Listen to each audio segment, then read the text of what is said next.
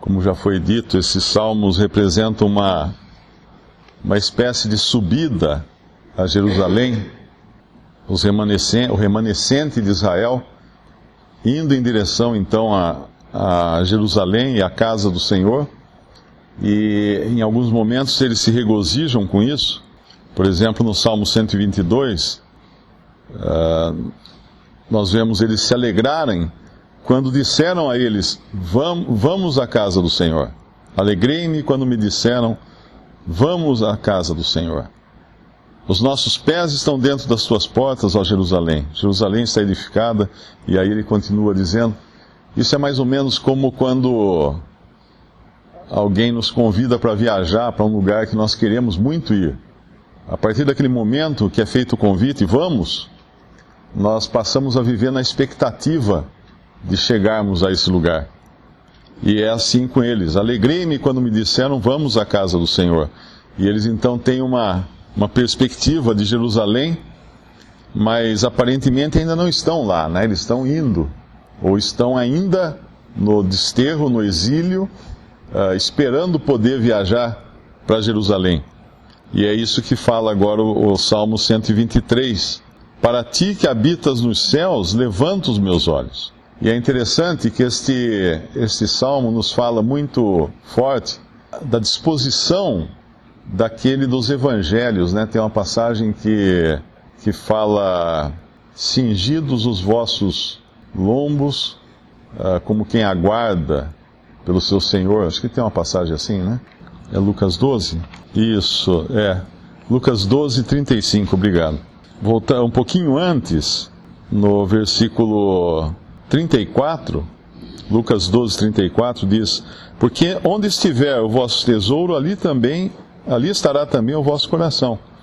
E sejam cingidos os vossos lombos e acesas as vossas candeias, e sede vós semelhantes aos homens que esperam o seu Senhor, quando houver de voltar das bodas, para que quando vier e bater, logo possam abrir-lhe.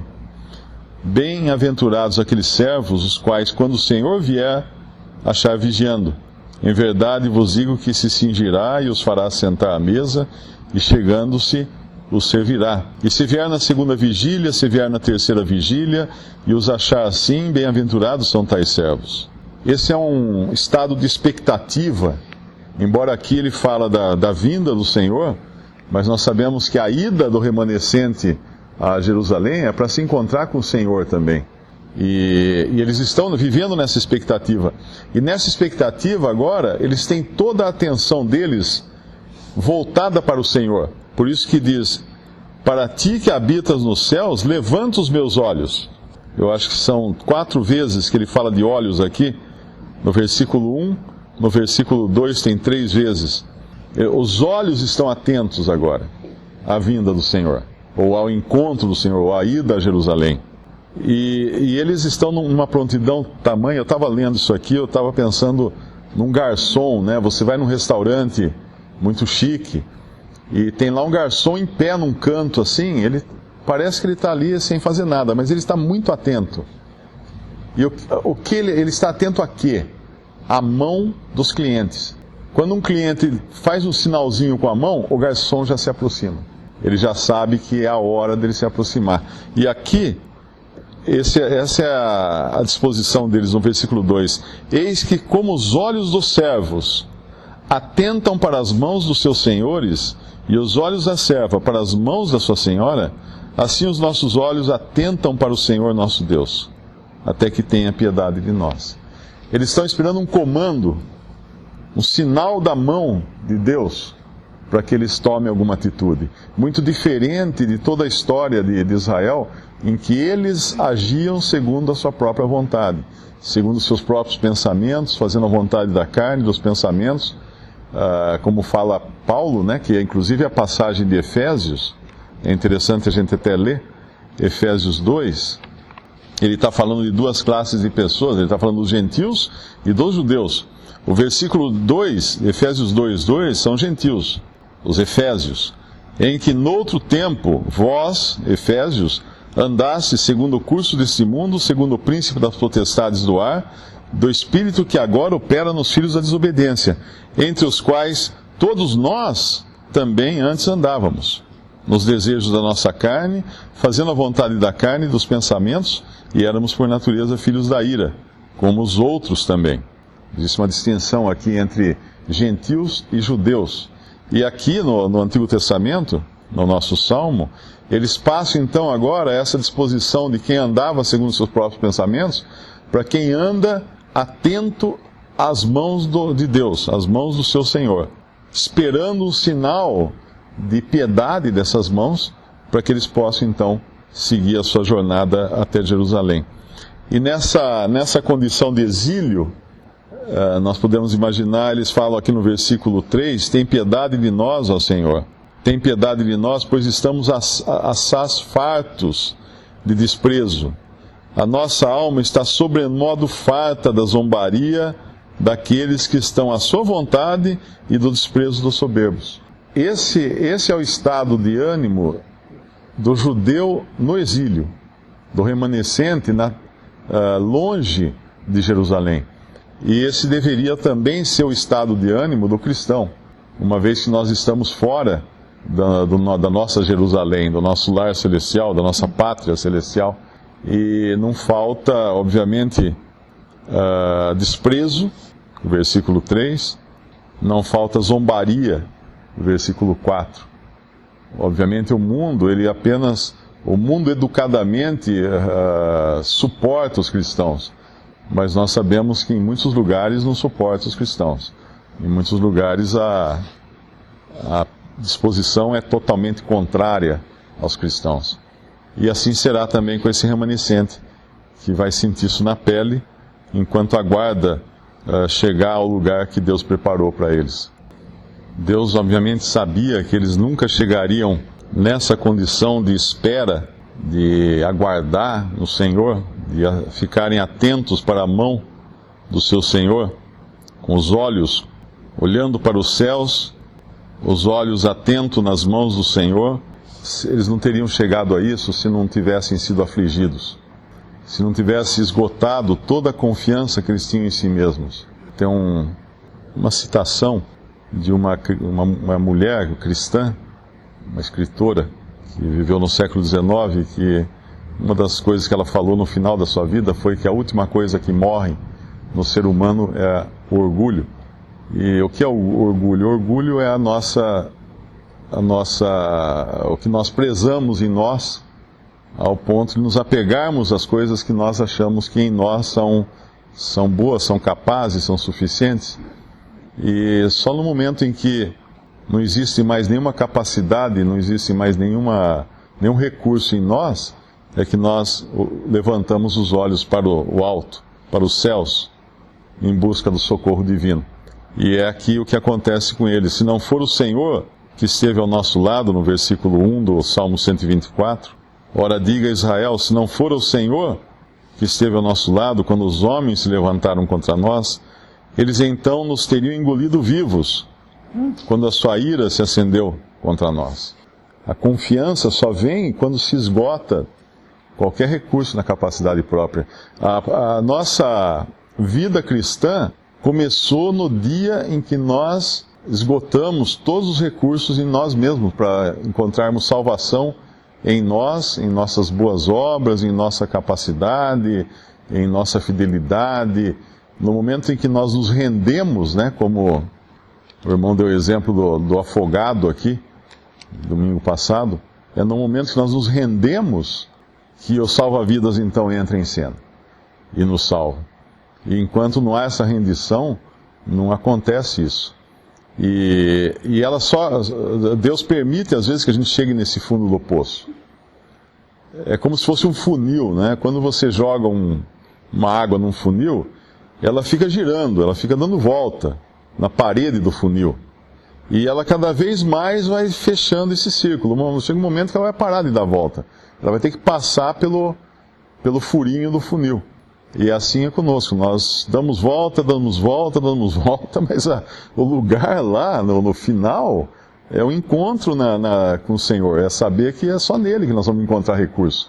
Por isso que no Salmo 119, um pouco antes, Salmo 119, ele fala no versículo 67, antes de ser afligido, andava errado, mas agora guarda a tua palavra. Antes de ser afligido, andava errado. Qualquer um aqui que foi disciplinado pelos pais quando criança, pode dizer, antes de ser disciplinado, antes de apanhar, eu andava errado.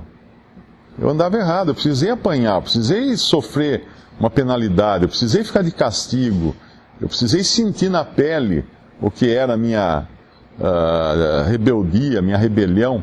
Antes de ser afligido, andava errado. E aí o versículo 71, do mesmo Salmo 119, ele fala, foi-me bom ter sido afligido.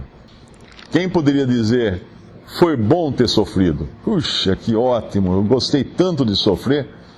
Aquela sova que eu levei, aquela surra que eu levei, que bom que foi aquela surra que eu levei. Na verdade é isso que eles estão falando. Eles estão falando que foi bom eles terem apanhado. Foi bom eles terem sofrido, porque eles andavam errado antes. Enquanto confiavam em si mesmos, andavam errados.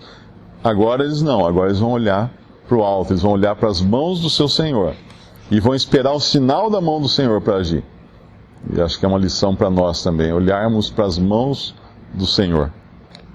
O Salmo 124 lembra muito a um texto que Paulo escreve em 2 Coríntios, porque aqui eles estão muito cientes de todos os perigos dos quais eles foram livrados. Se não for o Senhor que esteve ao nosso lado, ora diga Israel, se não for o Senhor que esteve ao nosso lado, quando os homens se levantaram contra nós, eles então nos teriam engolido vivos, quando a sua ira se acendeu contra nós. Aí ele fala de águas que teriam transbordado sobre nós, a corrente teria passado sobre a nossa alma, águas altivas teriam passado sobre a nossa alma. Isso fala de profundidade, né, de lugar profundo. O Senhor não nos deu por presa aos seus dentes, no versículo 6. A nossa alma escapou como pássaro do laço dos passarinheiros. O laço quebrou-se, nós escapamos. O nosso socorro está em nome do Senhor. Lá em 2 Coríntios, capítulo 11, Paulo faz uma lista sua também das coisas das quais ele passou, claro, ele sofreu, mas em tudo isso ele ainda saiu vivo para louvar a Deus, e não só para louvar a Deus, mas para que os sofrimentos que ele passou pudessem servir para ele consolar outros irmãos que em todo o mundo passavam também por sofrimentos semelhantes. Tem uma outra passagem que ele fala alguma coisa assim. Mas nesta, em 2 Coríntios capítulo 11, ele fala, versículo 23, são ministros de Cristo, falo como fora de mim, eu ainda mais, em trabalhos muito mais, em açoites mais do que eles, em prisões muito mais, em perigo de morte muitas vezes. Recebi dos judeus 5 quarentenas de açoites menos um. Isso porque os judeus eles nunca davam 40 açoites com medo de transgredir a lei, né? Que não podia dar mais de 40, então eles davam 39. 3 vezes fui açoitado com varas, 1 vez fui apedrejado, 3 vezes sofri naufrágio, 1 noite e 1 dia passei no abismo. Ele deve estar falando aqui do mar, né? Voragem do mar. Voragem do mar, outra tradução. Em viagens muitas vezes, em perigos de rios, em perigos de salteadores, em perigos da minha nação, em perigos dos gentios, em perigos na cidade, em perigos no deserto, em perigos no mar, em perigos entre os falsos irmãos, em trabalhos e fadigas, em vigílias muitas vezes, em fome e sede, em jejum muitas vezes, em frio e nudez. Além das coisas exteriores, me oprime cada dia o cuidado de todas as igrejas. E aí vai. Tem uma outra passagem que ele vai falar das coisas que afligem, que também afligem todos os nossos irmãos em todo o mundo, e servem para nós também consolarmos depois os nossos irmãos. Eu não lembro onde é que está essa passagem, mas certamente essa aqui, essa lista de dificuldades de Paulo, ajudou ele. 2 Coríntios 1:4. Bendito seja o Deus e Pai de nosso Senhor Jesus Cristo, 1 Coríntios 1:3. O Pai das misericórdias, o Deus de toda consolação, que nos consola em toda a nossa tribulação, para que também possamos consolar os que estiverem em alguma tribulação, com a consolação com que nós mesmos somos consolados de Deus.